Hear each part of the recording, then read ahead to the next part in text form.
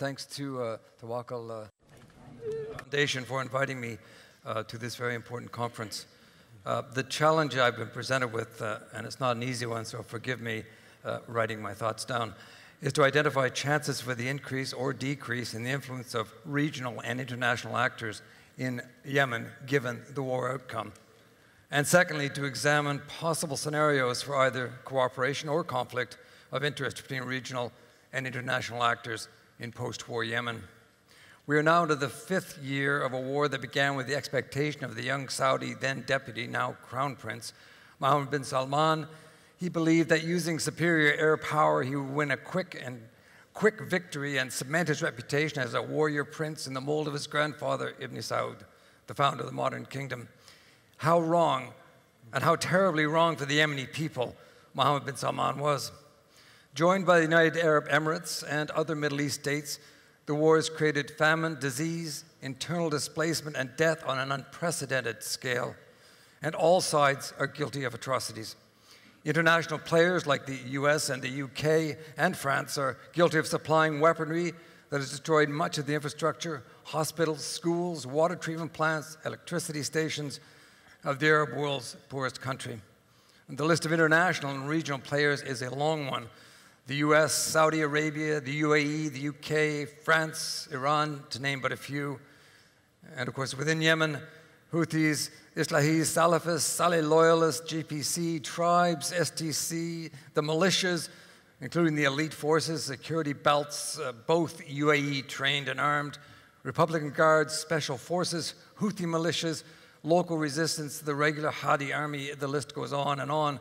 All of these, regional, international, and local, entangled in a war economy that profits the very few hugely, whilst impoverishing the many very greatly. So let me look at the two key players regionally, that is the UAE and Saudi Arabia. To the Saudis first, as my colleague Helen Lackner notes in her forensic and brilliant book, Yemen in Crisis, Saudis for decades pursued a Yemen policy of weakness and strength, funding various groups to weaken central authority while funding central authority to keep it afloat to prevent any one of those factions from seizing control. That policy was run until his death in 2011 by then Minister of Defense, Prince Sultan bin Abdulaziz. He didn't invent it. It was Britain who introduced the divide and conquer tactic in Yemen as part of its colonizing strategy. And it's a strategy that has produced pernicious results pretty well everywhere that the British Empire left its footprint. Under Prince Sultan, the Wahhabist interpretation of Islam infiltrated and was spread to the detriment of more moderate and tolerant versions of Islam. It was the beginning of the great sectarian divide that has done so much damage to the fabric of Yemeni society, even before the war began. I remember talking to a young Yemeni a few years ago. He was in his mid-20s, and he said to me, when he was growing up, he didn't know whether he was Sunni or Shia. His friends didn't know either, and they didn't care. When the Arab Spring hit Yemen, both the Saudis and the Emiratis were alarmed, as they were by other revolutionary movements that were sweeping away Middle East dictators. While it was clear that after 30 years of kleptocracy, Ali Abdullah Saleh had to go, the Yemeni people had had enough. It was equally clear to the autocratic ruling families of the Arabian Peninsula that any sort of successful democratic revolution in Yemen must not be allowed to happen, lest to put ideas into the head of their own subjects. And so a shell game was played out. It involved installing Abdurabu Mansur Hadi as he was Saleh's vice president since 1994, and he became the replacement president. That was the so-called GCC initiative. Under that initiative, there was to be a 2-year transitional phase. Now, neither the Saudis nor the Emiratis, then or now, respect Hadi, so it's perhaps unsurprising they did nothing to ensure the transition period led to real reform.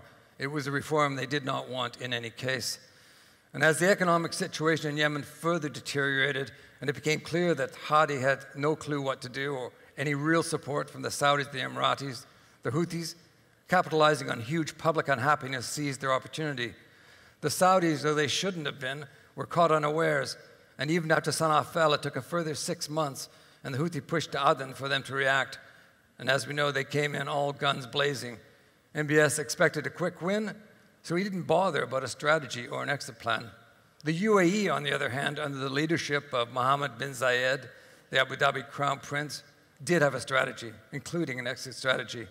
Secure Aden as a jewel worth adding to his port's portfolio, align with southern separatists by creating, training, and arming their militias, support a new South Yemen state that will in effect be a client state of the UAE, and then get out. And the Emiratis got out in the summer of 2019, leaving behind the militias which they are in all likelihood continuing to arm and fund, and leaving behind a long string of human rights abuses for which they have received little public condemnation. In the north, Mohammed bin Salman remains mired in a war he cannot win. The big international players are the US and the UK. Both have heavily backed the Saudi air war, the former providing weaponry and mid-air fueling of Saudi warplanes, the latter bombs, coordinates, and I'm ashamed to say on-the-ground support for the ruthless and at times utterly indiscriminate Saudi bombing campaign that has killed thousands of civilians, helped create cholera epidemics, food shortages for most of the population, and actual starvation for millions more. Let me be clear that while I condemn these outside players unequivocally, I equally condemn the Houthis who have used food and other aid as weapons of war and have deliberately and indiscriminately shelled civilians, leading to many deaths and injuries, as I condemn militias who have carried out multiple atrocities. Were the war to end tomorrow, none of these players are likely to diminish their influence. If anything, the Saudis would seek to increase their influence, backed by the Trump administration, and I fear by the UK, who is so anxious to do deals in the post-Brexit era that it will not want to offend the UAE or Saudi Arabia. I mentioned the Emiratis have already got pretty much what they wanted, but they will want to ensure that they hang on to their gains in the event that a new South Yemen state emerges. Furthermore, and what makes this such an intractable mess is that the Saudis and the Emiratis each have their own internal Yemeni forces. The Saudis linked to Islah and the Emiratis with the separatist movement.